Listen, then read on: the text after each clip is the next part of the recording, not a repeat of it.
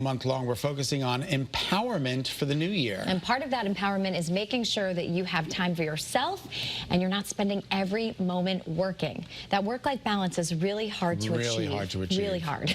All right, so we're checking in with psychologist Dr. Laura Saunders to get some tips. How are you this morning, Doc? Happy Thursday and good morning to you all.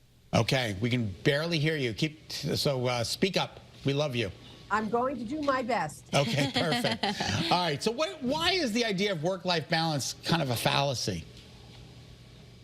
So I think the word balance is really the problem here, because balance makes you think that it's even. And in a work-life balance, it's never even. Sometimes you're more devoted to work, sometimes you're more devoted to your family.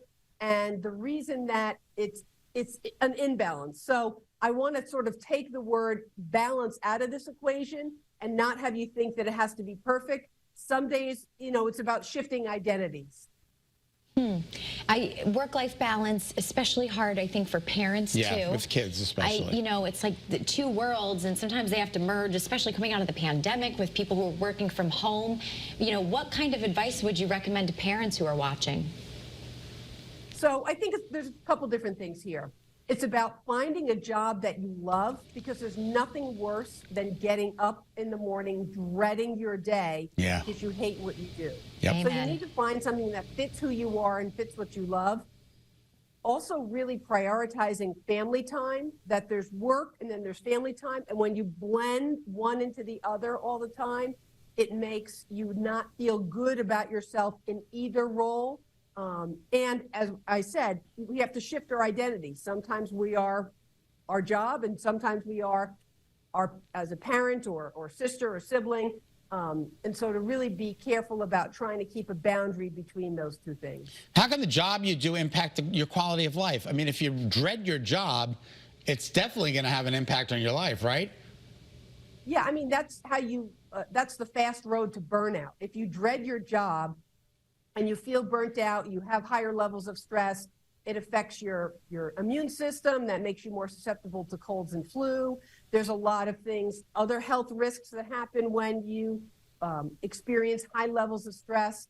So I think it's really, really important to find something that you love, find something that fits who you are, so that, because it's so cyclical, it affects your mental health as well. Doc, how can we feel more secure in setting those boundaries you were speaking of? So outside of work time, we're putting our boundaries up. How do we kind of lean into it and go, this is okay, this is good?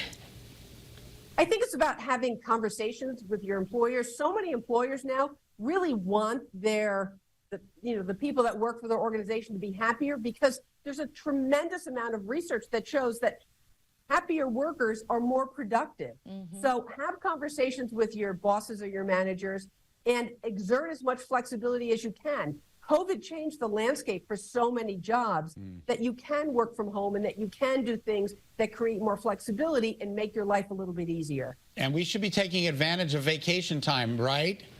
I shouldn't feel guilty about this? Absolutely. No, you should not. Taking time off is really important. And taking time off means taking time off. It doesn't mean, checking your email constantly. It doesn't mean getting involved in video conferences on your off time.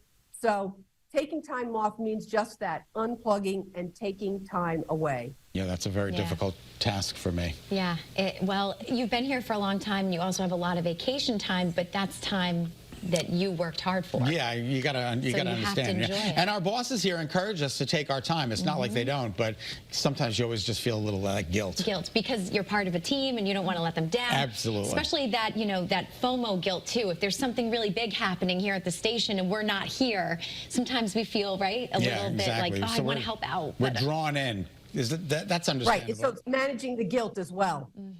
That's good. All right. Well, thanks, Doc. We really appreciate your time today. Dr. Laura Saunders at the Institute of Living for Hartford Healthcare.